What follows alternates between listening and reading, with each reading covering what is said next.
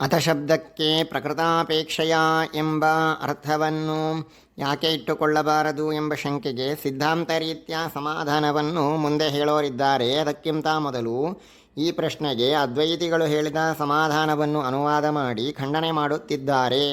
ಯದಪಿ ಇತ್ಯಾದಿಯಾಗಿ.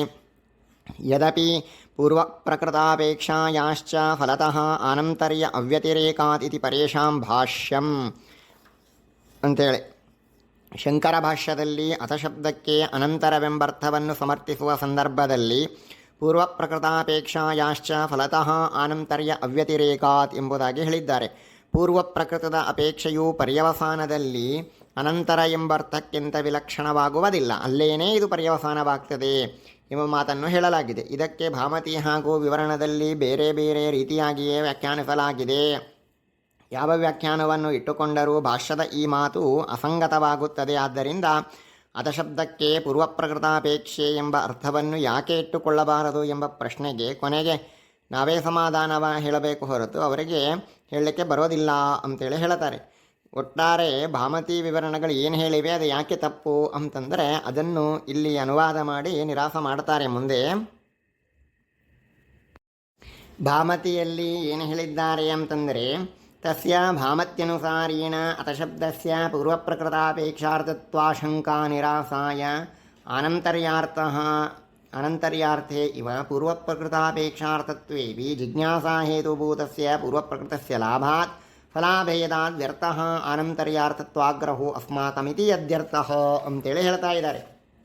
ಅಂದರೆ ಅಥಶಬ್ದಕ್ಕೆ ಅನಂತರವೆಂಬರ್ಥವನ್ನೇ ಹೇಳಬೇಕಾಗಿಲ್ಲ, ಪೂರ್ವಪ್ರಕೃತಾಪೇಕ್ಷೆ ಎಂಬರ್ಥವನ್ನು ಹೇಳಬಹುದು. ಹೇಗೆಂದರೆ ಶಬ್ದೋ ನಿತ್ಯ ಅಥ ಅನಿತ್ಯ ಎಂಬಲ್ಲಿ ಶಬ್ದವು ನಿತ್ಯವೆಂಬುದು ಒಂದು ಪಕ್ಷ, ಶಬ್ದವು ಅನಿತ್ಯವೆಂಬುದು ಮತ್ತೊಂದು ಪಕ್ಷ. ಇಲ್ಲಿ ಮೊದಲನೆಯ ಪಕ್ಷದಲ್ಲಿ ಪ್ರಕೃತವಾದ ಶಬ್ದವೆಂಬ ಪದವನ್ನು ಎರಡನೆಯ ಪಕ್ಷದಲ್ಲಿಯೂ ಇಟ್ಟುಕೊಳ್ಳಬೇಕು. ಆವಾಗ ಶಬ್ದವು ನಿತ್ಯವೋ ಅನಿತ್ಯವೋ ಎಂಬ ವಿಕಲ್ಪ ತೋರಿಸಿದಂತಾಗುತ್ತದೆ. ಇಲ್ಲಿ ಪೂರ್ವಪ್ರಕೃತವಾದ ಶಬ್ದ ಎಂಬ ಪದದ ಅಪೇಕ್ಷೆ ಎರಡನೆಯ ಪಕ್ಷದಲ್ಲಿ ಇರುತ್ತದೆ. ಪೂರ್ವಪ್ರಕೃತಾಪೇಕ್ಷೆ ಎಂಬರ್ಥವನ್ನು ಅಥಶಬ್ದವು ಹೇಳುತ್ತಿದೆ. ಇಲ್ಲಿ ಯಾವ ರೀತಿಯಾಗಿ ಪೂರ್ವಪ್ರಕೃತಾಪೇಕ್ಷೆ ಎಂಬರ್ಥವನ್ನು ಅಥಶಬ್ದವು ಹೇಳುತ್ತಿದೆಯೋ ಹಾಗೆಯೇ ಸೂತ್ರದಲ್ಲಿರುವ ಅಥಶಬ್ದವು ಈ ಅರ್ಥವನ್ನೇ ಹೇಳುತ್ತಿದೆ ಎಂದು ಏಕೆ ಹೇಳಬಾರದು ಎಂಬ ಶಂಕೆಯ ಪರಿಹಾರಕ್ಕಾಗಿ ಭಾಷ್ಯದ ಈ ಮಾತು ಹೊರಟಿದೆ. ಅಥಶಬ್ದಕ್ಕೆ ಅನಂತರವೆಂಬರ್ಥವನ್ನು ಇಟ್ಟುಕೊಳ್ಳಬೇಕೆಂದು ನಮಗೇನೂ ಚಟವಿಲ್ಲ, ಕಿಂತು ಬ್ರಹ್ಮ ವಿಚಾರ ಮಾಡುವ ಮೊದಲು ಹೇತು ರೂಪದಿಂದ ಪ್ರಕೃತವಾದದ್ದನ್ನು ಅಥಶಬ್ದದಿಂದ ತಿಳಿಯಬೇಕಾಗುತ್ತದೆ.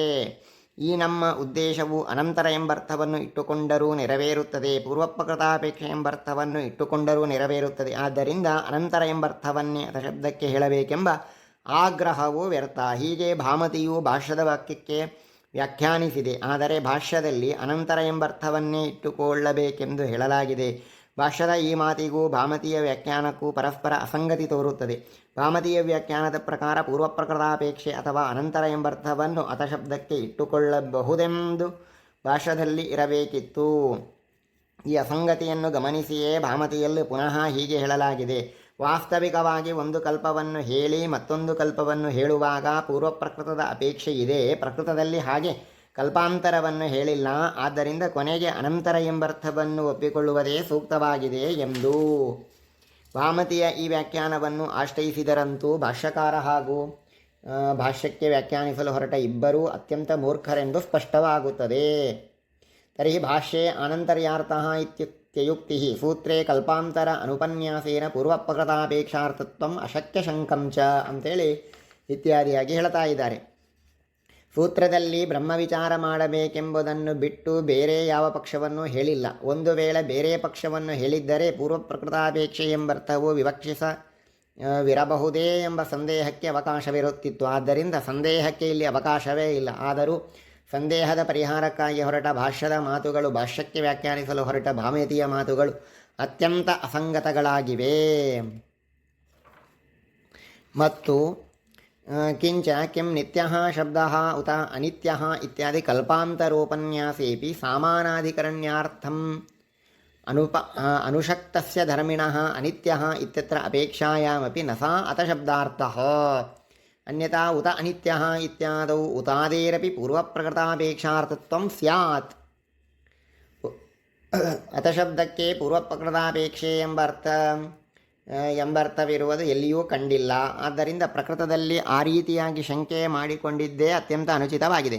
ಶಬ್ದೋ ನಿತ್ಯ ಅಥ ಅನಿತ್ಯ ಎಂಬಲ್ಲಿಯೂ ಅಥಶಬ್ದಕ್ಕೆ ಪೂರ್ವಪ್ರಕೃತಾಪೇಕ್ಷೆ ಎಂಬರ್ಥ ಹೇಳಿದ್ದು ತಪ್ಪಾಗಿದೆ. ಹೊರಟು ಪೂರ್ವಪ್ರಕೃತವಾದ ನಿತ್ಯ ಎಂಬ ಪಕ್ಷಕ್ಕಿಂತ ಬೇರೆಯಾದದ್ದು ಅನಿತ್ಯ ಎಂಬ ಮತ್ತೊಂದು ಪಕ್ಷ ಎಂಬ ಅರ್ಥದಲ್ಲಿ ಅಥಶಬ್ದದ ಪ್ರಯೋಗವಿದೆ ಎಂದು ಹೇಳಬೇಕು. ಒಂದು ವೇಳೆ ಅಥಶಬ್ದಕ್ಕೆ ಪೂರ್ವಪ್ರಕೃತಾಪೇಕ್ಷೆ ಎಂಬ ಅರ್ಥವನ್ನೇ ಹೇಳುವುದಾದರೆ ಉತ ಆಹೋಸ್ವಿತ್ ಯದ್ವಾ ಮೊದಲಾದ ಶಬ್ದಗಳಿಗೂ ಪೂರ್ವಪ್ರಕೃತಾಪೇಕ್ಷೆ ಎಂಬ ಅರ್ಥವನ್ನೇ ಹೇಳಬೇಕಾದೀತು. ಆದರೆ ಯಾರೂ ಸಹ ಈ ಅರ್ಥವನ್ನು ಹೇಳುವುದಿಲ್ಲ. ಹೀಗೆ ಎಲ್ಲಿಯೂ ಇಲ್ಲದ ಪೂರ್ವಪ್ರಕೃತಾಪೇಕ್ಷೆ ಎಂಬ ಅರ್ಥವನ್ನು ಅಥಶಬ್ದದ ಅರ್ಥವೆಂದು ವಿಚಾರ ಮಾಡುವುದು ಅತ್ಯಂತ ಅಸಂಗತವಾಗಿದೆ. ಹೀಗೆ ಭಾಷ್ಯಕ್ಕೆ ವ್ಯಾಖ್ಯಾನ ಮಾಡಲು ಹೊರಟ ಭಾಮತಿಯೂ ಅಸಂಬದ್ಧವಾಗಿದೆ.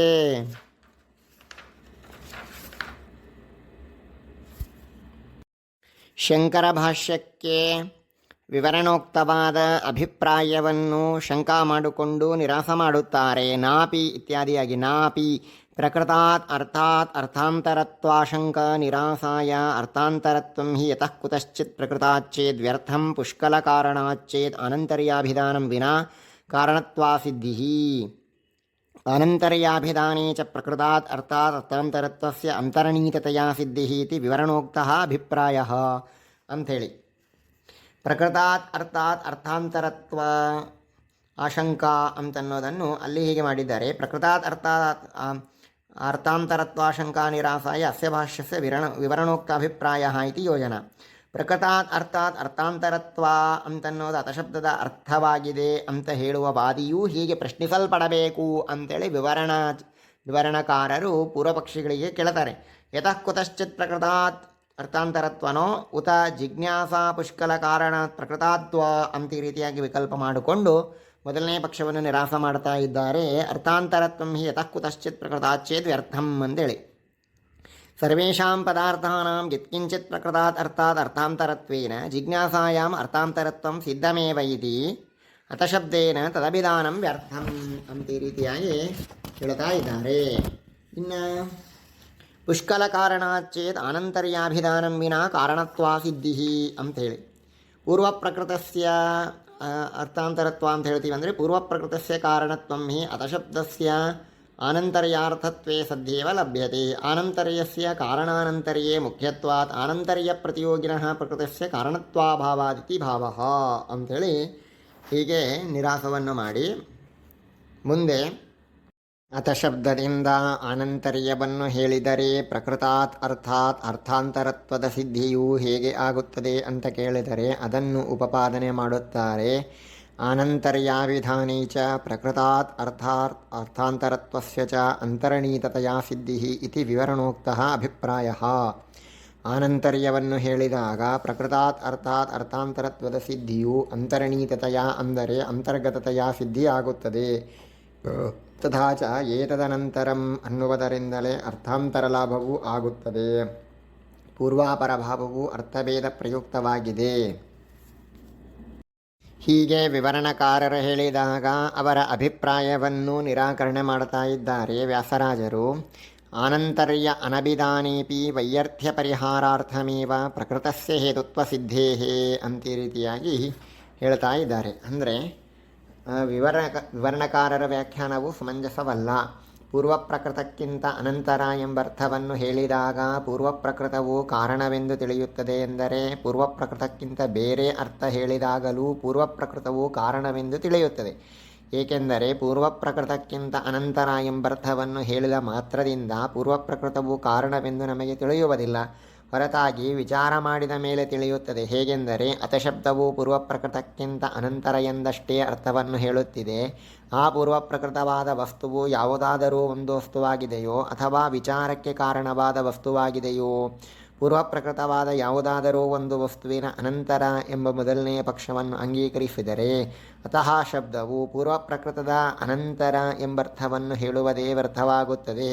ಏಕೆಂದರೆ ಒಂದು ಕ್ರಿಯೆ ನಡೆಯಬೇಕಾದರೆ ಅದರ ಹಿಂದೆ ಏನಾದರೂ ಒಂದು ಕ್ರಿಯೆ ನಡೆದಿರಲೇಬೇಕು.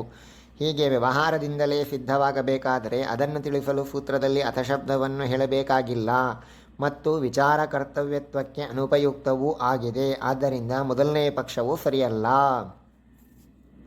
ಹೀಗೆ ವಿಚಾರ ಕರ್ತವ್ಯತ್ವಕ್ಕೆ ಉಪಯುಕ್ತವಾದ ಕಾರಣ ಸಾಮಗ್ರಿಯ ಅನಂತರ ಎಂಬ ಎರಡನೆಯ ಪಕ್ಷವನ್ನೇ ಅಂಗೀಕರಿಸಬೇಕು. ಹೀಗೆ ಹೇಳಿದಾಗ ಪೂರ್ವಪ್ರಕೃತವು ಕಾರಣವೆಂದು ತಿಳಿಯುವಂತೆ ಪೂರ್ವಪ್ರಕೃತಕ್ಕಿಂತ ಬೇರೆ ಎಂಬರ್ಥವನ್ನು ಹೇಳಿದಾಗಲೂ ಇದೇ ರೀತಿಯಾಗಿ ವಿಚಾರ ಮಾಡಿ ಪೂರ್ವಪ್ರಕೃತವು ಕಾರಣವೆಂದು ತಿಳಿಯಬಹುದು. ಹೇಗೆಂದರೆ ಯಾವುದಾದರೂ ಒಂದು ಪ್ರಕೃತಕ್ಕಿಂತ ಭಿನ್ನ ಎಂದು ತಿಳಿಯುವುದು ವ್ಯರ್ಥ. ಹಾಗಾಗಿ ವಿಚಾರದ ಕರ್ತವ್ಯತ್ವಕ್ಕೆ ಉಪಯುಕ್ತವಾದ ಕಾರಣಕಲಾಪಕ್ಕಿಂತ ಭಿನ್ನ ಎಂದೇ ಅರ್ಥ ಹೇಳಬೇಕು. ಹೀಗೆ ಹೇಳಿದಾಗಲೂ ಪೂರ್ವಪ್ರಕೃತವು ಕಾರಣವಾಗಿದೆ ಎಂದು ತಿಳಿಯುತ್ತದೆ. ಆದ್ದರಿಂದ ಅನಂತರ ಎಂಬ ಅರ್ಥ ಹೇಳಿದರೆ ಮಾತ್ರ ಪೂರ್ವಪ್ರಕೃತವು ಕಾರಣವಾಗುತ್ತದೆಂಬ ನಿಯಮವೇನಿಲ್ಲ. ಇದರ ಮೇಲೆ ಆಕ್ಷೇಪ ಮಾಡ್ತಾ ಇದ್ದಾರೆ. ನೀವು ಹೇಳಿದಂತೆ ಪೂರ್ವಪ್ರಕೃತವು ಕಾರಣವೆಂದು ತಿಳಿಯಲು ಅಷ್ಟೆಲ್ಲ ಕಷ್ಟಪಡಬೇಕಾಗಿಲ್ಲ. ಸಾಕ್ಷಾತ್ತಾಗಿಯೇ ಪೂರ್ವಪ್ರಕೃತವು ಕಾರಣವೆಂದು ತಿಳಿಯಬಹುದು. ಹೇಗೆಂದರೆ ಕಾರಣದ ಅನಂತರವೇ ಮುಖ್ಯ ಅನಂತರವಾಗಿದೆ. ಏಕೆಂದರೆ ಕಾರಣದ ಅನಂತರದಲ್ಲಿ ಕಾರ್ಯವು ನಿಯಮೇನ ಬರುತ್ತದೆ. ಮಧ್ಯದಲ್ಲಿ ವಿಜಾತೀಯವಾದ ಮತ್ತೊಂದರ ವ್ಯವಧಾನವೂ ಇರುವುದಿಲ್ಲ.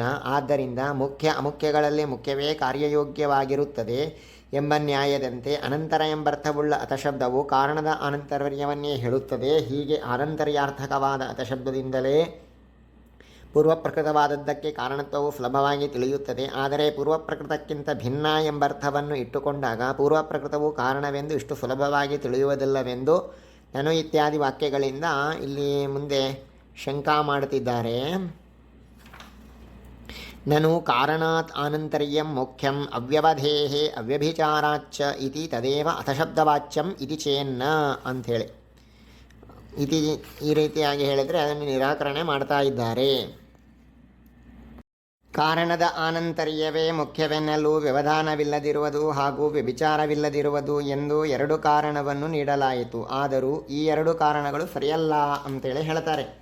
ಅವ್ಯವಧೇಃ ಅಕಾರಣಾತ್ ಆನಂತರ್ಯೇವಿ ಸಂಭವಾತ್ ಅವ್ಯಭಿಚಾರಿತ್ವಂ ತು ನ ಮುಖ್ಯತ್ವೇ ಹೇತುಃ ಚೈತ್ರೋಗತಃ ಅನಂತರಮೇವ ಮೈತ್ರಃ ಆಗತಃ ಇತ್ಯಾದೋ ಅಮುಖ್ಯತ್ವಾಭಿಮಾನಾಭಾವಾತ್ ಅಂತ ಈ ರೀತಿಯಾಗಿ ಹೇಳ್ತಾ ಇದ್ದಾರೆ.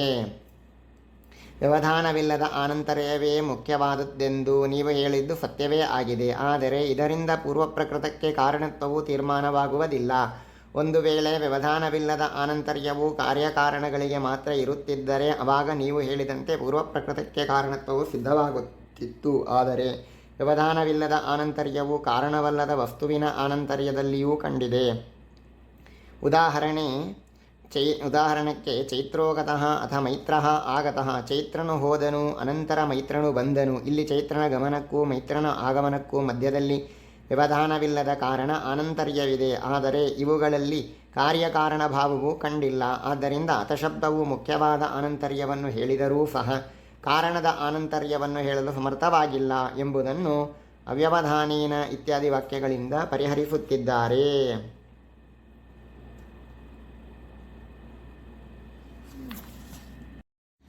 ಈ ವಿಷಯದಲ್ಲಿ ವ್ಯಾಕರಣದ ಇನ್ನೊಂದು ದೃಷ್ಟಾಂತವನ್ನು ಹೇಳುತ್ತಾರೆ. ಹಲೋನಂತರ ಸಂಯೋಗ ಎಂಬ ಪಾಣಿನಿ ಸೂತ್ರದಲ್ಲಿ ವ್ಯವಧಾನವಿಲ್ಲದೆ ಅನೇಕ ಹಲ್ ಅಕ್ಷರಗಳು ಸೇರಿದರೆ ಅದಕ್ಕೆ ಸಂಯೋಗ ಎಂಬ ಸಂಜ್ಞೆ ಬರುತ್ತದೆಂದು ಹೇಳಲಾಗಿದೆ.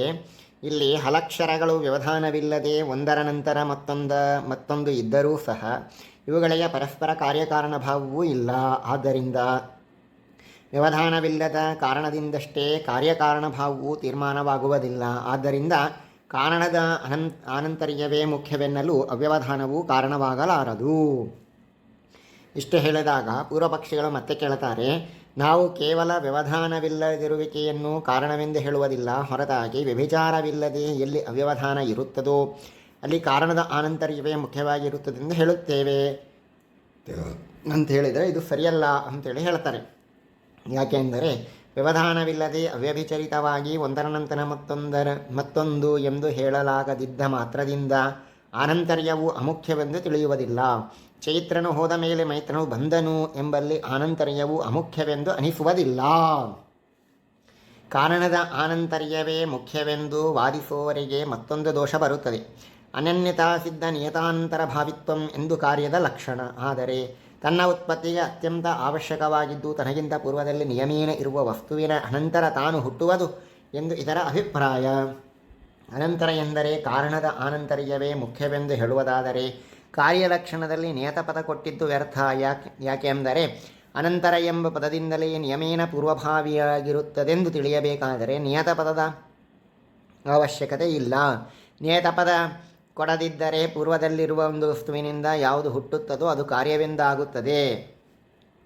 ಹೀಗೆ ಹೇಳಿದರೆ ಕತ್ತೆಯೂ ಕೂಡ ಪೂರ್ವಭಾವಿಯಾದದ್ದರಿಂದಾಗಿ ಘಟಕ್ಕೆ ಕತ್ತೆಯೂ ಕಾರಣ, ದಂಡವೂ ಕಾರಣ ಅಲ್ಲ ಎಂಬುದಾಗಿ ಆಗಬೇಕಾಗುತ್ತದೆ. ಅನಂತರ ಎಂಬ ಪದಕ್ಕೆ ನಿಯತ ಪದದ ಅರ್ಥವನ್ನು ಹೇಳುವುದಾದರೆ ಅನಂತರ ಎಂಬ ಪದದಿಂದಲೇ ಕತ್ತೆಯಲ್ಲಿ ಅತಿವ್ಯಾಪ್ತಿ ಪರಿಹಾರಕ್ಕಾಗಿ ನಿಯತ ಪದ ಕೊಟ್ಟಿದ್ದು ವ್ಯರ್ಥವಾಗಬೇಕಾಗುತ್ತದೆ. ಆದ್ದರಿಂದ ಕಾರಣ ಅನಂತರ್ಯವೇ ಮುಖ್ಯವೆನ್ನಲು ಅವ್ಯಭಿಚರಿತತ್ವವನ್ನು, ಕಾರಣದ ಅನಂತರ ಕಾರ್ಯವು ತಪ್ಪದೇ ಬರುತ್ತದೆ ಎಂಬುದನ್ನು ಕಾರಣವನ್ನಾಗಿ ನೀಡಿದ್ದು ಸರಿಯಲ್ಲ. ಇದನ್ನೆಲ್ಲ ಮನಸ್ಸಿನಲ್ಲಿಟ್ಟುಕೊಂಡು ವ್ಯಾಸರಾಜರು ಹೇಳಿದರು, ಅನನ್ಯಥಾ ಸಿದ್ಧ ನಿಯತಾನಂತರ ಭಾವಿತ್ವಾದಿ ರೂಪೇ ಕಾರ್ಯಲಕ್ಷಣಾದವು ನಿಯತಪದ ಅನರ್ಥಕ್ಯ ಪ್ರಸಂಗಾಚ್ಚ ಅಂತ ಈ ರೀತಿಯಾಗಿ ಹೇಳಿದರು. ಕಾರಣಸ್ಯ ಪ್ರಕೃತತ್ವ ಮುಖ್ಯಮಿತ್ಯಪಿ ಸುವಚತ್ವಾಚ್ಚ ಪೂರ್ವಪ್ರಕೃತಾದ ಅರ್ಥಾಂತರತ್ವಾಭಿಧಾನೇಪಿ ಆನಂತರ್ಯಸ್ಯ ಅಂತರಣೀತತೆಯ ಸಿದ್ಧೇಶ್ಚ ಅಂತ ಈ ರೀತಿಯಾಗಿ ಹೇಳಿದರು.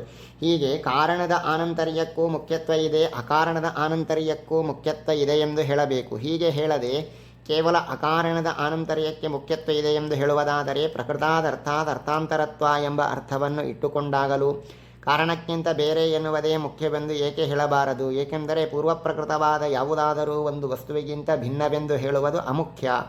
ಏಕೆಂದರೆ ಅಕಾರಣಕ್ಕೆ ಪ್ರಕೃತತ್ವವು ಆಕಸ್ಮಿಕವಾಗಿದೆ, ಕಾರಣಭೂತವಾದ ಪೂರ್ವಪ್ರಕೃತ ವಸ್ತುವಿಗಿಂತ ಭಿನ್ನ ಎಂಬುದು ಮುಖ್ಯ. ಹೀಗೆ ಪೂರ್ವಪ್ರಕೃತವು ಕಾರಣವೆಂದು ನಿರ್ಣಯ ಮಾಡಲು ಬರುತ್ತದೆ. ಹಾಗಾಗಿ ಪೂರ್ವಪ್ರಕೃತದ ಅನಂತರ ಎಂಬ ಅರ್ಥವನ್ನೇ ಅಧಶಬ್ದಕ್ಕೆ ಹೇಳಬೇಕಾಗಿಲ್ಲ. ಅನಂತರ ಎಂಬರ್ಥ ಹೇಳದಿದ್ದರೂ ಸಹ ವಿಚಾರ ಕರ್ತವ್ಯಕ್ಕೆ ಪ್ರಕೃತತ್ವವು ಕಾರಣವೆಂದು ನಿಶ್ಚಯವಾಗುತ್ತದೆ.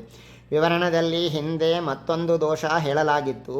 ಪೂರ್ವಪ್ರಕೃತದ ಅನಂತರ ಎಂಬರ್ಥವನ್ನು ಹೇಳಿದಾಗ ಪೂರ್ವಪ್ರಕೃತಕ್ಕಿಂತ ಬೇರೆ ಎಂಬುದನ್ನು ಪ್ರತ್ಯೇಕವಾಗಿ ಹೇಳಬೇಕಾಗಿಲ್ಲ. ಯಾವುದು ಅನಂತರದಲ್ಲಿರುತ್ತದೋ ಅದು ಪೂರ್ವಪ್ರಕೃತಕ್ಕಿಂತ ಭಿನ್ನವೇ ಆಗಿರುತ್ತದೆ ಎಂದು ವಿವರಣಕಾರ ಹೇಳಿದಂತೆ ಇದು ನಮಗೂ ಸಮಾನ. ಯಾಕೆಂದರೆ ಪೂರ್ವಪ್ರಕೃತಕ್ಕಿಂತ ಭಿನ್ನ ಎಂದು ಹೇಳಿದಾಗ ಪೂರ್ವಪ್ರಕೃತಕ್ಕಿಂತ ಅನಂತರ ಎಂಬರ್ಥವನ್ನು ಹೇಳಬೇಕಾಗಿಲ್ಲ. ಹೇಗೆಂದರೆ ಪೂರ್ವಪ್ರಕೃತವು ಯಾವಾಗ ಪೂರ್ವ ಎನಿಸುತ್ತದೆ ಅಂದರೆ ಪೂರ್ವಪ್ರಕೃತವಾದ ವಸ್ತುವಿಗಿಂತ ಭಿನ್ನವಾದ ವಸ್ತುವಿನ ಅನಂತರ ಬಂದಾಗಷ್ಟೇ ಪೂರ್ವಪ್ರಕೃತವು ಪೂರ್ವಭಾವಿಯಾಗುತ್ತದೆ. ಆದ್ದರಿಂದ ಪೂರ್ವಪ್ರಕೃತಕ್ಕಿಂತ ಭಿನ್ನ ಎಂಬರ್ಥ ಹೇಳಿದಾಗಲೂ ಅನಂತರ ಎಂಬರ್ಥವನ್ನು ಹೇಳಿದಂತೆಯೇ ಆಗುತ್ತದೆ. ಆದ್ದರಿಂದ ಅಧಶಬ್ದಕ್ಕೆ ಪೂರ್ವಪ್ರಕೃತಕ್ಕಿಂತ ಭಿನ್ನ ಎಂಬರ್ಥವನ್ನು ಯಾಕೆ ಇಟ್ಟುಕೊಳ್ಳಬಾರದು ಎಂಬ ಪ್ರಶ್ನೆಗೆ ವಿವರಣಕಾರರಿಗೆ ಉತ್ತರ ನೀಡಲು ಸಾಧ್ಯವಾಗಿಲ್ಲ. ಆದರೆ 3 ಕಾರಣಗಳಿಂದ ಪೂರ್ವಪ್ರಕೃತಕ್ಕಿಂತ ಭಿನ್ನ ಎಂಬರ್ಥವನ್ನು ಇಟ್ಟುಕೊಳ್ಳಲು ಬರುವುದಿಲ್ಲವೆಂದು ತಸ್ಮಾದಿತ್ಯಾದಿ ವಾಕ್ಯದಿಂದ ವ್ಯಾಸರಾಜರು ಹೇಳ್ತಾ ಇದ್ದಾರೆ. ತಸ್ಮಾದಸ್ಯೈವ ಆದಿಸೂತ್ರತ್ವೇನ ಪೂರ್ವಪ್ರಕೃತಾರ್ಥ ಸಾಂಕರ್ಯ ಶಂಕಾನುದಯಾತ್ ಅನಂತರ್ಯೇಧಿಕಾರಸ್ಯೈತಿ ಭಾಷ್ಯೋದಾಹೃತ ಸ್ಮೃತಿ ವಿರೋಧಾತ್ ಅಧಿಕಾರ್ಯಾದ್ಯ ಸೂಚನ ಪ್ರಸಂಗಾಚ್ಚ ನ ಪ್ರಕೃತಾದರ್ಥಾದರ್ಥಾಂತರಂ ಅತಶಬ್ದಸ್ಯ ಅರ್ಥಃ ಅಂತ ಈ ರೀತಿಯಾಗಿ ಪೂರ್ವಪ್ರಕೃತಕ್ಕಿಂತ ಭಿನ್ನ ಎಂಬರ್ಥವನ್ನು ಇಟ್ಟುಕೊಳ್ಳಲು ಬರುವುದಿಲ್ಲವೆಂದು ತಸ್ಮಾದಿತ್ಯಾದಿಯಾಗಿ ಹೇಳಿದರು. ಅಂದರೆ ಸಿದ್ಧಾಂತದಲ್ಲಿ ಸಮಾಧಾನ ಏನು ಅಂತಂದರೆ ಈ ಸೂತ್ರವೇ ಪ್ರಾರಂಭದ ಸೂತ್ರವಾದದ್ದರಿಂದ ಇದಕ್ಕಿಂತ ಮೊದಲು ಯಾವುದೇ ವಿಷಯವೂ ಪ್ರಸಕ್ತವಾಗಿಲ್ಲ. ಆದ್ದರಿಂದ ಈ ಸೂತ್ರದಲ್ಲಿ ಪ್ರಸ್ತಾಪ ಮಾಡಿದ ವಿಷಯವು ಪೂರ್ವಪ್ರಕೃತವಾಗಿದೆಯೇ ಇಲ್ಲವೇ ಎಂಬ ಸಂಶಯಕ್ಕೆ ಅವಕಾಶವೇ ಇಲ್ಲ. ಇದು ಒಂದು ಕಾರಣ. ಎರಡನೇ ಕಾರಣ ಏನು ಅಂತಂದರೆ ಅತಶಬ್ದಕ್ಕೆ ಪೂರ್ವಪ್ರಕೃತಕ್ಕಿಂತ ಭಿನ್ನವೆಂಬ ಅರ್ಥವನ್ನು ಹೇಳಿದರೆ ಅರ್ಹತೆಯನ್ನು ಪಡೆದ ಅನಂತರ ಎಂದು ಭಾಷ್ಯದಲ್ಲಿ ಹೇಳಿದ ಸ್ಮೃತಿಗೆ ವಿರೋಧ ಬರುತ್ತದೆ. ಮೂರನೆಯದೇನು ಕಾರಣ ಅಂತಂದರೆ ಅಧಿಕಾರ್ಯಾದಿಗಳನ್ನು ಅತಶಬ್ದವೇ ಸೂಚಿಸಬೇಕು. ಒಂದು ವೇಳೆ ಅತಶಬ್ದಕ್ಕೆ ಪೂರ್ವಪ್ರಕೃತಕ್ಕಿಂತ ಭಿನ್ನವೆಂಬ ಅರ್ಥ ಹೇಳಿದರೆ ಅಧಿಕಾರ್ಯಾದಿಗಳನ್ನು ಸೂಚಿಸಿದಂತೆ ಆಗುವುದಿಲ್ಲ. ಆದ್ದರಿಂದ ಪೂರ್ವಪ್ರಕೃತಕ್ಕಿಂತ ಭಿನ್ನ ಎಂಬ ಅರ್ಥವನ್ನು ಅತಶಬ್ದಕ್ಕೆ ಹೇಳಲು ಬರುವುದಿಲ್ಲ. ಭಾಷ್ಯದಲ್ಲಿ ಶ್ರೀಮದ್ ಆಚಾರ್ಯರು ಅತಶಬ್ದ ಅಧಿಕಾರಾನಂತರ್ಯಾರ್ಥಶ್ಚ ಎಂಬುದಾಗಿ ಹೇಳಿದ್ದಾರೆ. ಇದರಲ್ಲಿನ ಆನಂತರ್ಯವೆಂಬ ಅಂಶವನ್ನು ಇಲ್ಲಿಯ ತನಕ ಸಮರ್ಥಿಸಿದ್ದಾಯಿತು. ಈಗ ಅಧಿಕಾರವೆಂಬ ಅಂಶವನ್ನು ಸಮರ್ಥಿಸಲು ಹೊರಟಿದ್ದಾರೆ. ಅತಶಬ್ದಕ್ಕೆ ಅನಂತರ ಎಂದರ್ಥ ಆರಂಭ, ಮಂಗಳ, ಪೂರ್ವಪ್ರಕೃತಾಪೇಕ್ಷೆ ಮೊದಲಾದ ಯಾವ ಅರ್ಥವನ್ನು ಹೇಳಲಾಗದೆಂದು ಇದುವರೆಗೂ ಸಮರ್ಥಿಸಿದ್ದೇವೆ. ಆದ್ದರಿಂದ ಅಂದರೆ ಆರಂಭ, ಮಂಗಳ, ಪೂರ್ವಪ್ರಕೃತಾಪೇಕ್ಷೆ ಮೊದಲಾದ ಅರ್ಥಗಳು ಹೇಳಲಿಕ್ಕೆ ಬರಂಗಲ್ಲ, ಅನಂತರ ಅಂತನೂ ಅರ್ಥವನ್ನೇ ಹೇಳಬೇಕು ಅಂತೇಳಿ ಇದುವರೆಗೆ ಸಮರ್ಥಿಸಿದ್ದಾರೆ. ಆದ್ದರಿಂದ ಅನಂತರ ಶಬ್ದಕ್ಕೆ ಅರ್ಹತೆಯನ್ನು ಪಡೆದ ಅನಂತರ ಎಂಬರ್ಥವನ್ನೇ ಹೇಳಬೇಕು. ವೇದಾಧ್ಯಯನದ ಅನಂತರ ಎಂದಾಗಲಿ ಕರ್ಮ ವಿಚಾರ ಮಾಡಿದ ಅನಂತರ ಎಂದಾಗಲಿ ಹೇಳಲು ಆಗುವುದಿಲ್ಲ ಎಂಬುದಾಗಿ ಏವಂ ಇತ್ಯಾದಿ ವಾಕ್ಯದಿಂದ ಹೇಳ್ತಾ ಇದ್ದಾರೆ. ಏವಂ ಆನಂತರ್ಯಾರ್ಥತ್ವೇ ಸ್ಥಿತೇ ನ ತಾವತ್ ತದಾನಂತರ್ಯಂ ಅಧ್ಯಯನ ಮಾತ್ರಾತ್ ಶಾಂತೋದಾಂತಃ ಇತ್ಯಾದಿ ಶ್ರುತಿ ವಿರೋಧಾತ್ ಅಂಥೇಳಿ. ವೇದಾಧ್ಯಯನದ ಅನಂತರ ಬ್ರಹ್ಮವಿಚಾರ ಮಾಡಬೇಕು, ಶಮದಮಾದಿಗಳ ಅವಶ್ಯಕತೆ ಇಲ್ಲವೆಂದು ಹೇಳಿದರೆ ಶ್ರುತಿ ವಿರೋಧ ಬರ್ತದೆ. ಯಾಕೆ? ತಸ್ಮಾದೇವಂ ವಿಚ್ಛಾಂತೋದಾಂತ ಉಪರತ ಸ್ಥಿತಿಕ್ಷು ಸಮಾಹಿತೋ ಭೂತ್ವಾ ಆತ್ಮನ್ಯೇವಾತ್ಮಾನಂ ಪಶ್ಯೇತ್. ಆದ್ದರಿಂದ ಹೀಗೆ ತಿಳಿದುಕೊಂಡವನು ಶಮದಮ ವೈರಾಗ್ಯ ಸಹನೆ ತತ್ವಜ್ಞಾನಗಳನ್ನು ಸಂಪಾದಿಸಿ ತನ್ನೊಳಗೆ ಪರಮಾತ್ಮನನ್ನು ಕಾಣಬೇಕು. ಈ ಶ್ರುತಿಯಲ್ಲಿ ಬ್ರಹ್ಮಜ್ಞಾನವನ್ನು ಹೊಂದುವ ಮೊದಲು ಶಮದಮಾದಿಗಳನ್ನು ಸಂಪಾದಿಸಬೇಕೆಂದು ಹೇಳಲಾಗಿದೆ. ಆದ್ದರಿಂದಾಗಿ ವೇದಾಧ್ಯಯನದ ಅನಂತರ ಅಂತನ್ಲಿಕ್ಕೆ ಬರೋದಿಲ್ಲ. ನಾಪಿ ಕರ್ಮ ವಿಚಾರ ತದನಂತರಂ ಬ್ರಹ್ಮ ಜಿಜ್ಞಾಸಾ ಇತ್ಯತ್ರ ಕ್ರಮೇ ಶ್ರುತ್ಯರ್ಥ ಪಠನ ಸ್ಥಾನ ಮುಖ್ಯ ಪ್ರವೃತ್ತಿ ಕ್ರಮಾಣಾಂ ತತ್ಪ್ರಮಾಣಾನಾಂ ಅನ್ಯತಮಸ್ಯ ಅಭಾವಾತ್. ಇನ್ನು ಕರ್ಮ ವಿಚಾರದ ಅನಂತರ ಬ್ರಹ್ಮಜ್ಞಾನವನ್ನು ಸಂಪಾದಿಸಬೇಕೆಂಬುದು ಸಹ ಸರಿಯಲ್ಲ. ಹೀಗೆ ಹೇಳಲು ಪ್ರಮಾಣವಿಲ್ಲ. ಕರ್ಮ ವಿಚಾರದ ಅನಂತರ ಬ್ರಹ್ಮ ವಿಚಾರವೆಂದಾಗ ಕ್ರಮವನ್ನು ಹೇಳಿದಂತೆ ಆಯಿತು. ಈ ರೀತಿ ಕ್ರಮವನ್ನು ಹೇಳಲಾಗದು. ಕ್ರಮ ವಿಷಯದಲ್ಲಿ ಪೂರ್ವಮೀಮಾಂಸೆಯಲ್ಲಿ ಸಮರ್ಥಿಸಿದ ಶ್ರುತಿ ಅರ್ಥ ಪಠನ ಸ್ಥಾನ ಮುಖ್ಯ ಪ್ರವೃತ್ತಿ ಕ್ರಮಗಳೆಂಬ 6 ವಿಧ ಪ್ರಮಾಣಗಳಲ್ಲಿ ಯಾವುದೊಂದನ್ನು ಕೂಡ ಪ್ರಮಾಣವನ್ನಾಗಿ ಹೇಳಲಾಗದು. ಈ 6 ಪ್ರಮಾಣಗಳನ್ನು ಪಂಚಮಾಧ್ಯಾಯದ ಪ್ರಥಮ ಪಾದದಲ್ಲಿ ವಿವರಿಸಲಾಗಿದೆ. ಅದರ ವಿಸ್ತಾರವನ್ನು ತರ್ಕತಾಂಡವದಲ್ಲಿ ನಾವು ತಿಳಿಯಬೇಕು. ವಿಸ್ತೃತಾಂಶ ಏತದನ್ಯತ್ರ.